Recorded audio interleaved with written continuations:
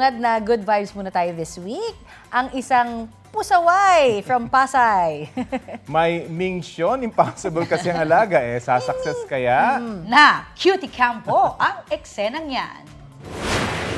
Simula pa lang, ayun target lock na si Molly. Sa nakakatakam na hotdog ba naman dyan sa lamesa? Abay, hindi naman to game show pero paa sa plato ang eksena. Inalis naman ng sawayin pero hindi pa rin nagpaawat ang pusa sa Deadma acting. Nakipagmatigasan talaga sa kanyang fur mom na si Yus Cooper Mara Quiñones. Sa ending, ibinigyan naman si Molly ng award na hotdog.